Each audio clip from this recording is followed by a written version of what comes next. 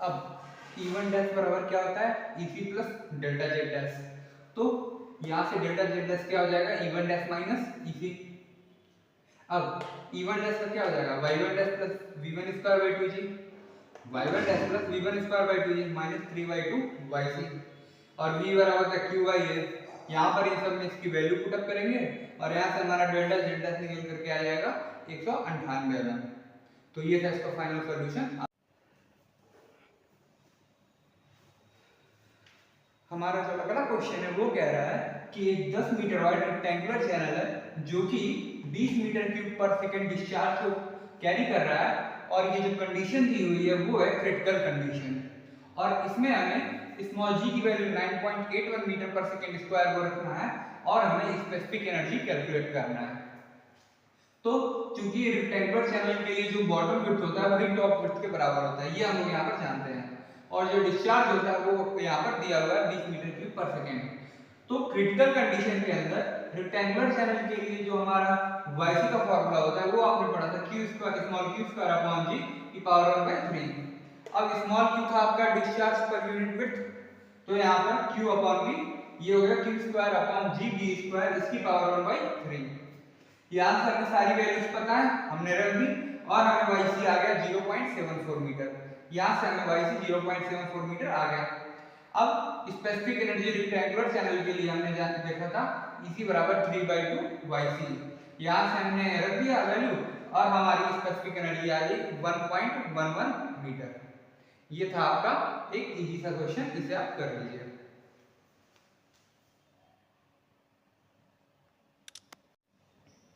अब हमारा अगला सवाल है कि एक 2.5 मीटर वाइड रेक्टेंगुलर चैनल है जिसकी स्पेसिफिक एनर्जी में दी हुई है 1.5 मीटर, जो कि 6.48 मीटर पर सेकंड क्यूब का डिस्चार्ज दे रहा है। अब हमें अल्टरनेट डेप्थ y1 और y2 निकालना है और इस y1 y2 की कॉरेस्पॉन्डेंस हमें फ्राउड नंबर f1 और f2 कैलकुलेट करना है। तो आइए शुरू करते हैं।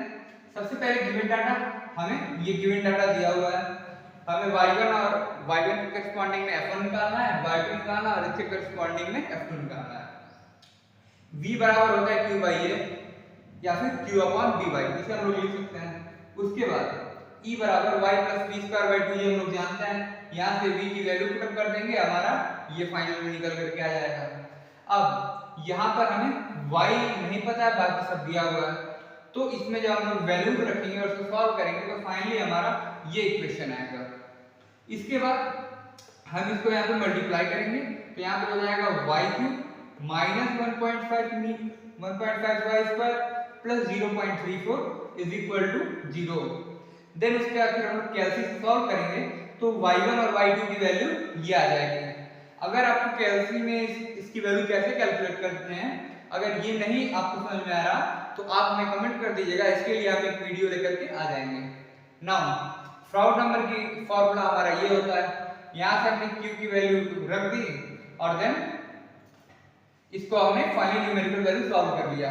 पहले हम लोग यहाँ पे y1 रखेंगे, y1 की y के जगह पे y1 रखेंगे तो हमें f1 आ जाएगा 0.55, यानी कि 1.3 मीटर डेप्थ के लिए हमारा जो फ्राउड नंबर है वो 0.55 मीटर आ रहा है, जबकि y2 वैल्यू जब हम 0.62 मीटर रखेंगे तो यहाँ से हमारा f2 निकल के आ जाएगा 1.67। तो ये आपका आंसर हो गया, आप इसे नोट कर लीजिए। अब हमारा अगला क्वेश्चन है कि हमें शो करना है कि किसी भी ट्रायंगुलर चैनल सेक्शन के लिए जो हमारा फ्राउड नंबर होता है f1 और f2 और उसके करस्पॉन्डिंग जो हमारी अल्टरनेट डेप्थ निकल करके आती है y1 और y2, उनके बीच रिलेशन ये है, ये हमें ऐसा प्रूफ करना है। तो हमने यहाँ पर एक ट्रायंगुलर चैनल सेक्शन ड्रॉ कर लिया जिसकी डेप्थ y है, टॉप विड्थ 2my है, एरिया my स्क्वायर है, स्लोप 1/m है। यहाँ पर हमने एरिया my स्क्वायर लिख लिया, टॉप विड्थ 2my। अब हमने मान लिया कि जो अल्टरनेट डेप्थ है वो y1 और y2 है, तो इस केस में स्पेसिफिक एनर्जी क्या होगा y1 plus v1 square by 2g is equal to y2 plus v2 square by 2g, क्योंकि एक अल्टरनेट डेप्थ के लिए स्पेसिफिक एनर्जी सेम रहती है, ये आपने उस कॉन्सेप्ट में पढ़ा हुआ था। नाउ v बराबर होता है q अपॉन a, हमने यहाँ पर लिख दिया। अब इसके बाद एरिया की जगह पे हमने लिख दिया my²। तो y1 के लिए my1² और यहाँ पे my2²। देन जब हमने इसका स्क्वायर खोला तो ये आया। अब हम यहाँ पर क्या कर रहे हैं कि दोनों साइड में y से डिवाइड कर दे रहे हैं। दोनों साइड में y से डिवाइड करेंगे तो ये हो जाएगा 1 + q²/2gm², ये y1 की पावर 5 हो जाएगा। और इधर भी y2/y1 + q²/2gm²। यहाँ पे हम लोग क्या कर रहे हैं, यहाँ पर तो y1 से है ही, यहाँ पे हमने y2 से ऊपर और नीचे गुणा कर दिया, तो ये भी बन गया y2/y1 और इधर हो गया y2 की पावर 5। यहाँ से जो ये वाला पोर्शन है इसमें से अगर हम लोग y2/y1 कॉमन ले लें तो हमारा ये पोर्शन निकल करके आ रहा है। आप इसको सॉल्व कर लीजिए। अभी हम इसको फर्दर सॉल्व करते हैं।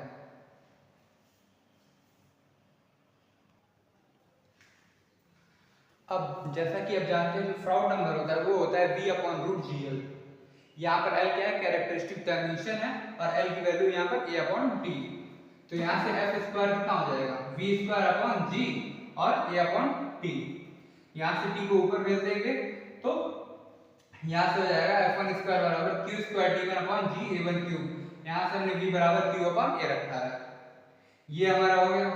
अब कैपिटल T की वैल्यू 2my, a की वैल्यू my², यहाँ पर हम इसे रख देंगे तो f1² बराबर ये आ गया। यहाँ से m और y को काट करके f1² फाइनली आ गया 2q²/g m² y1 की पावर 5। सिमिलरली इसी तरह से f2 क्या हो जाएगा, यहाँ पे y1 की जगह y2 कर देंगे। नाउ अगर हम इसको डिवाइड करें तो f1²/f2² क्या हो जाएगा, 2q²/2g m² y1 की पावर 5 अब whole upon 2q²/g m² y2 की पावर 5। यहाँ से 2q² से कटा और g m² से कटा, फाइनली बचा f1/f2 का whole square equal to y2/y1 की पावर 5। यहाँ से y2/y1 क्या हो जाएगा, f1/f2 की पावर 2/5। इसे हम लोग इक्वेशन 3 कर लेंगे। और पीछे अभी हमने इसको यहाँ पर निकाला हुआ था, तो यहाँ से f2²/2 हो जाएगा q²/g m2 into y2 की पावर 5। तो यहाँ से ये इतना पोर्शन तो f2²/2 हो गया और ये अपॉन 2, तो इसी तरह से हो गया 1 + f1²/4 is equal to y2/y1 1 + f2²/4। यहाँ से हमने इसको यहाँ पर मल्टीप्लाई किया और इसको 4 से 4 काट दिया, तो हमारे लिए फाइनली आया 4f1² is equal to y2/y1 into 4f2²। यहाँ से हमने y2/y1 निकाल लिया 4f1²/4f2²। अब y2/y1 किसके बराबर है, f1/f2 की पावर 2/5। यहाँ से f1/f2 हमने निकाल लिया 4f1²/4f2² की पावर 5/2, जो कि आपको यहाँ पर प्रूफ करना था। यही आपको यहाँ पर प्रूफ करना था, आप इसे नोट कर लीजिए।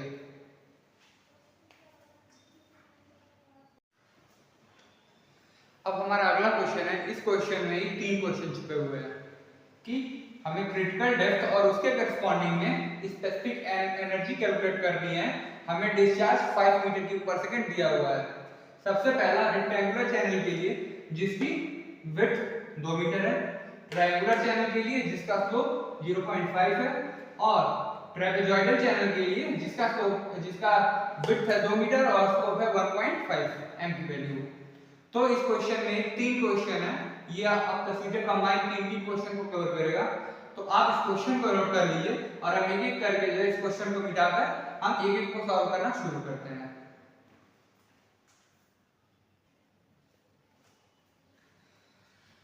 बात करें पहले क्वेश्चन की, रेक्टेंगुलर चैनल के लिए हम जानते हैं कि हमारा जो yc होता है वो होता है q²/g की पावर 1/3। यहाँ से स्मॉल q हो जाएगा कैपिटल Q/b और वो निकल के आ जाएगा 2.5।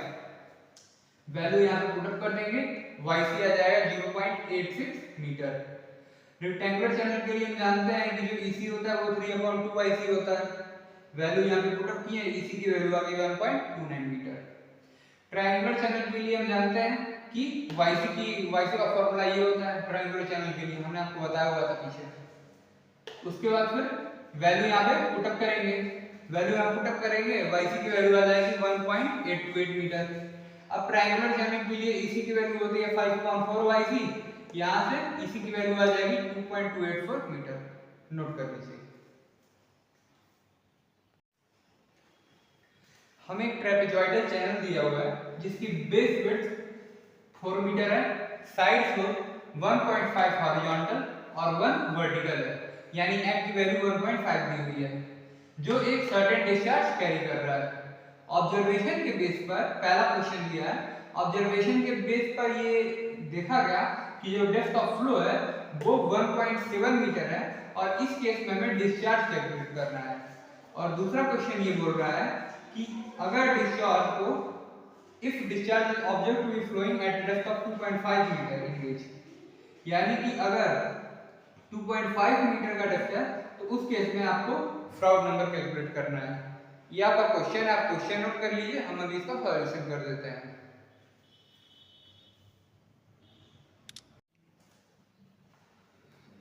अब शुरू करते हैं इस क्वेश्चन के सॉल्यूशन को। अब हम जानते हैं कि ट्रेपेजॉइडल सेक्शन के लिए जो एरिया होता है वो होता है b + my * y। यहाँ पे चूंकि क्रिटिकल कंडीशन दी हुई है इसलिए AC = b + myc * yc। Value हमें सारी पता है, हम यहाँ पर पुटअप करेंगे, हमारा एरिया आ जाएगा 1.135 मीटर स्क्वायर।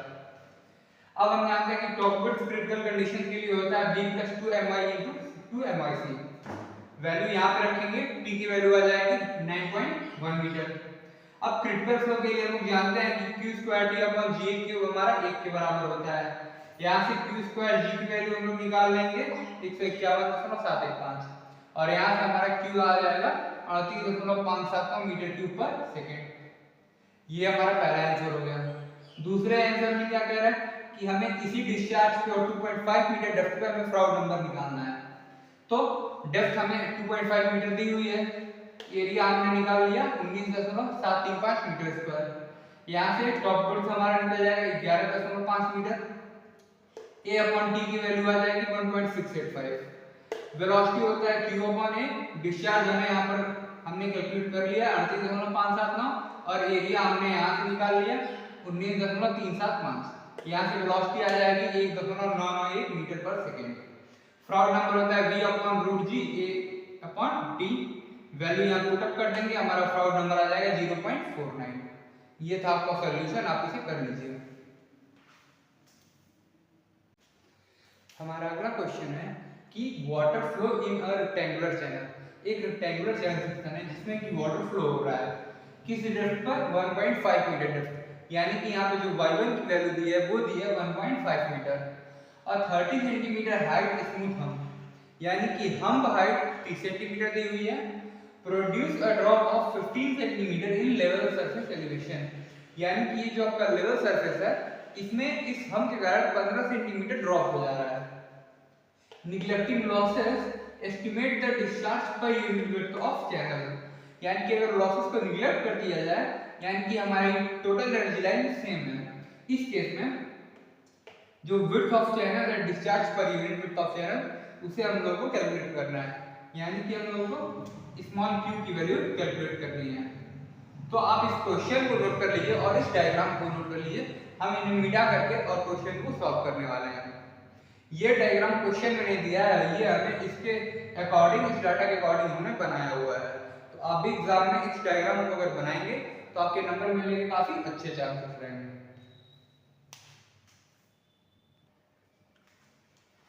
अब हम चूंकि जानते हैं स्पेसिफिक एनर्जी होता है y1 + v1² y2g, यही हमारा हो जाएगा delta z + y2 + v2² y2g।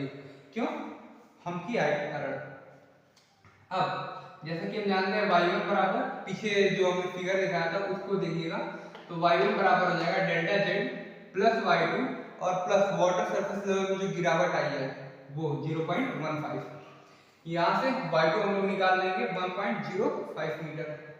अब हमें चूक पता है वेलोसिटी होता है डिस्चार्ज अपॉन एरिया, और डिस्चार्ज क्या होता है, एरिया क्या होता है b * y रेक्टेंगुलर चैनल के लिए। तो यहाँ से कैपिटल Q/V हो जाएगा स्मॉल q, यानी वेलोसिटी की जगह रख सकते हैं स्मॉल q/y।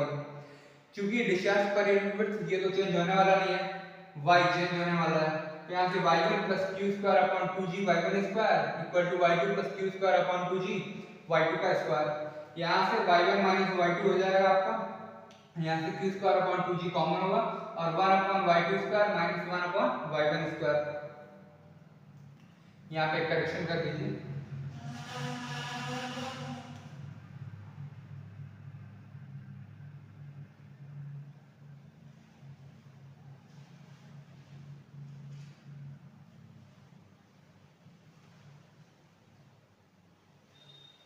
ना अब 1 upon y2 square minus 1 upon y1 square, तो यहाँ से q स्क्वायर क्या हो जाएगा y1 minus y2 into 2g divided by 1 upon y2 square minus 1 upon y1 square.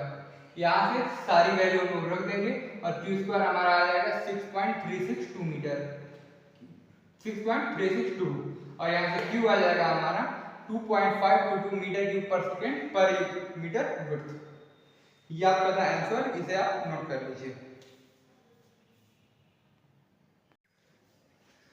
अब हमारा अगला क्वेश्चन है कि 2.25 मीटर वाइड रेक्टेंगुलर चैनल, एक 2.25 मीटर वाइड रेक्टेंगुलर चैनल है जिसमें 1.3 मीटर पर सेकेंड की वेलोसिटी से फ्लो हो रहा है और इसमें फ्लो की जो डेप्थ है वो 1.2 मीटर है। एक स्मूथ हमें बिल्ड करना है उस किसी भी सेक्शन पे जहां पे to create critical flow condition over the hump, यानी कि हमें एक ऐसा हम्प क्रिएट करना है कि फ्लो जो है वो हमारा क्रिटिकल हो जाए हम्प के ऊपर। तो हमें क्या क्या कैलकुलेट करना है? पहला, minimum height of hump required to achieve this, यानी कि ये हमें क्रिटिकल फ्लो कंडीशन करवाने के लिए हमें जो हम्प की मिनिमम हाइट रिक्वायरमेंट है वो कितनी है, इसे हमें कैलकुलेट करना है। और इसके साथ ही साथ ये हम्प क्रिएट करने के बाद हमारे वाटर सरफेस लेवल में कितना रिजल्टिंग चेंज आ रहा है हमें उसे कैलकुलेट करना है। यहाँ पर हम लोगों ने एनर्जी लॉस को निगलेक्ट कर दिया है, तो आप क्वेश्चन नोट कर लीजिए, हम यहाँ पर सॉल्व कर दे रहे हैं।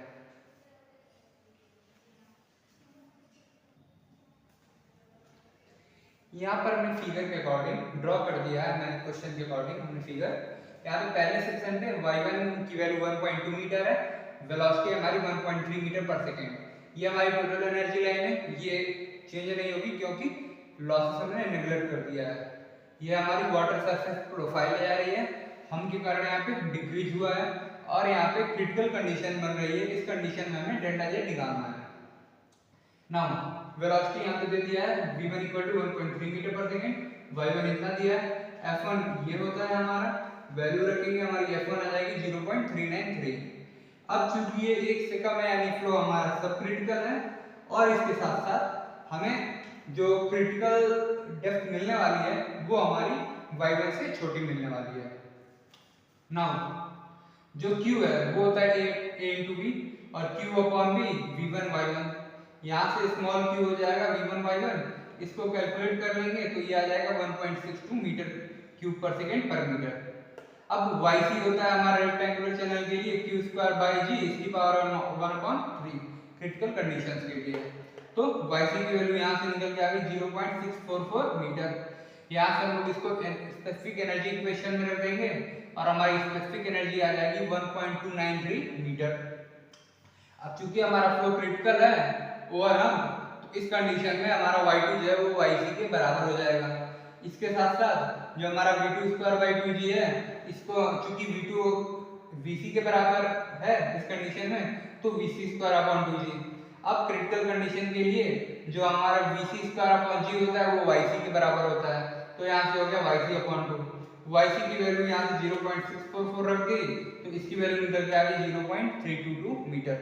आप इसे नोट कर लीजिए, हम फर्दर सॉल्व करते हैं।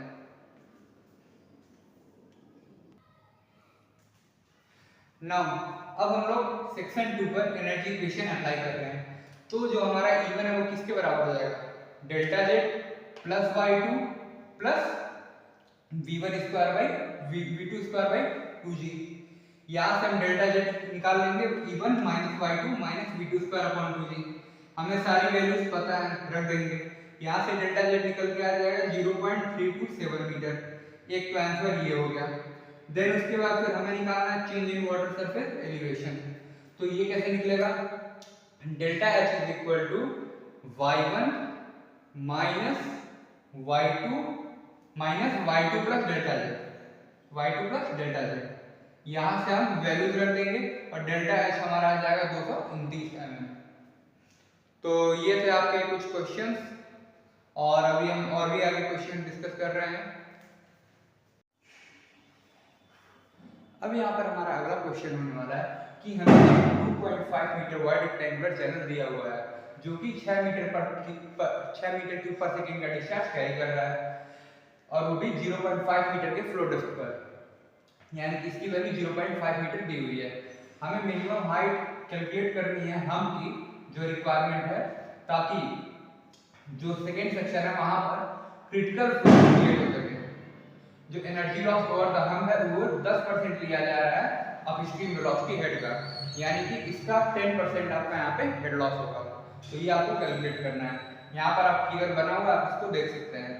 ये आपका y1 है, ये v1 स्क्वायर बाय 2g, ये आपका मिनिमम हम हाइट है, ये आपका क्रिटिकल डेप्थ है yc, और इसके साथ साथ ये आपका है स्पेसिफिक एनर्जी और साथ ही साथ ये वेलोसिटी है v2 स्क्वायर बाय 2g।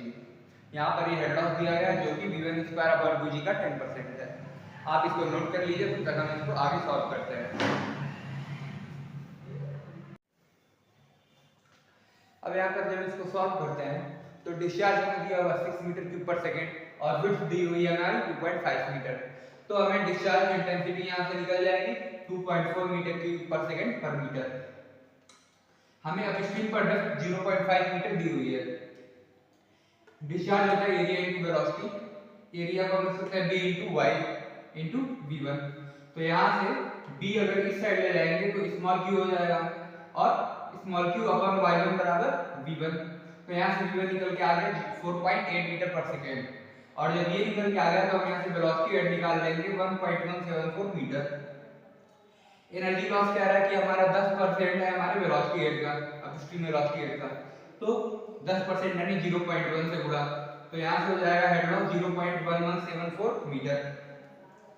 अब हम लोग इवन जो specific energy at first section होता है हमारा y1 plus v1 square by 2g, y1 यहाँ पे दिया हुआ है, v1 स्क्वायर बाय 2g निकल गया, तो यहाँ से E1 आ गया 1.674 मीटर।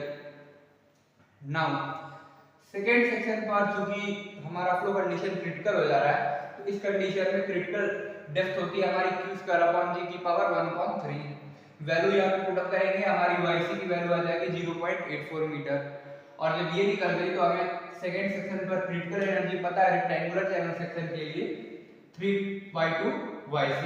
यहाँ से वैल्यू पुट अप करेंगे, हमारी इसकी वैल्यू आ जाएगी 1.256 मीटर। अब हमें E1 निकल गया, EC निकल गया, और इसके साथ साथ हेड लॉस निकल गया।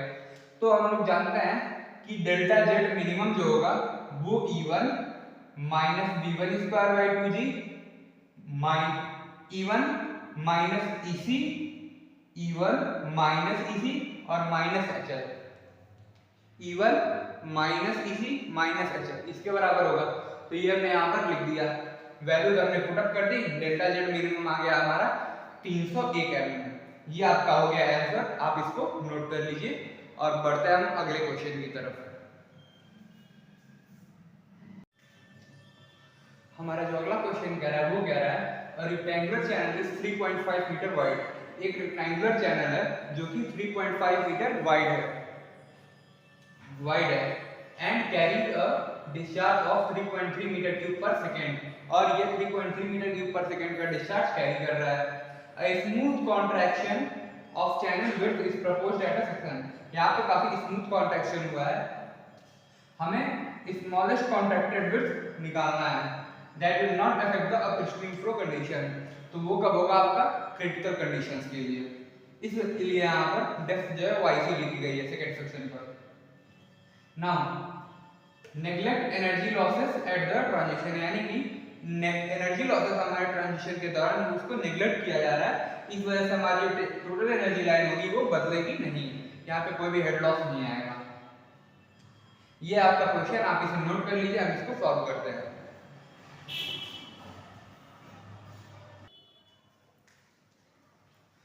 अब बात करें इसके सॉल्यूशन की, तो हमें गिवन डाटा जो दिया है वो दिया है सेक्शन 1 पर जो विड्थ है वो 3 मीटर है, वाइवर में 0.9 मीटर दिया हुआ है, डिस्चार्ज हमें दिया हुआ है सेक्शन 1 पर 3.3 मीटर क्यूब पर सेकेंड।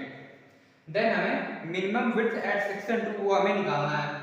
अब चूंकि हमको पहले वेलोसिटी निकालनी होगी, वेलोसिटी का फॉर्मूला होता है हमारा q upon b into y1 यानी कि q अपॉन a, q बराबर ab होता है, तो उससे ये आ गया। वैल्यूज यहाँ पे पुट करेंगे, हमारी वेलोसिटी आ जाएगी सेक्शन 1 पे 1.22 मीटर पर सेकेंड। यहाँ से हम लोग फ्राउड नंबर निकाल लेंगे। फ्राउड नंबर की वैल्यू है 0.411 यानी कि हमारा फ्लो जो होगा वो सब क्रिटिकल होगा। नाउ स्पेसिफिक एनर्जी का फॉर्मूला ये होता है, हमने वैल्यूज पुट अप की, स्पेसिफिक एनर्जी हमारी निकल के आ गई 0.976 मीटर।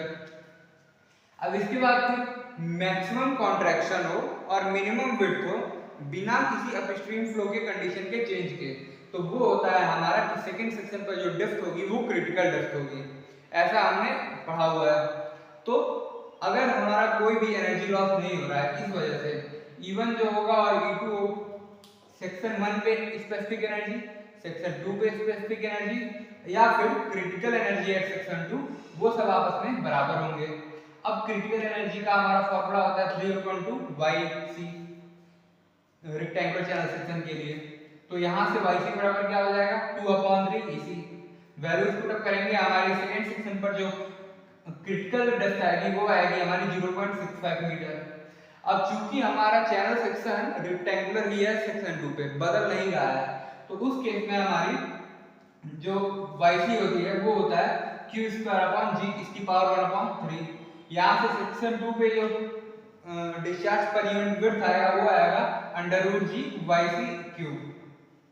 वैल्यूज पुट अप करेंगे, हमारे सेकंड सेक्शन पे डिस्चार्ज पर यूनिट विड्थ आया हमारा 1.64 मीटर क्यूब पर सेकंड पर मीटर। अब चूंकि ये होता है हमारा q/b, तो मिनिमम विड्थ जो आ जाएगी वो हमारी आ जाएगी 2.007 मीटर। इस तरह से आप यहाँ पे विड्थ कॉन्ट्रैक्शन का क्वेश्चन करेंगे। एनर्जी डेप्थ रिलेशनशिप, ये हमारे कुछ क्वेश्चंस थे जो हमने कर लिए हैं, और इसके साथ ही इस चैप्टर का न्यूमेरिकल सेक्शन खत्म होता है। नेक्स्ट वीडियो लेक्चर में हम लोग ग्रेजुअली वेरिएड फ्लो के न्यूमेरिकल लेक्चर्स लेकर के आएंगे। तब तक आप हमारे साथ इस वीडियो में बने रहें और वीडियो को लाइक शेयर एंड सब्सक्राइब जरूर करें। और अगर आपको इसमें कुछ इंप्रूवमेंट्स लग रही है तो आप अपने ओपिनियंस इस पर जरूर शेयर करें। धन्यवाद।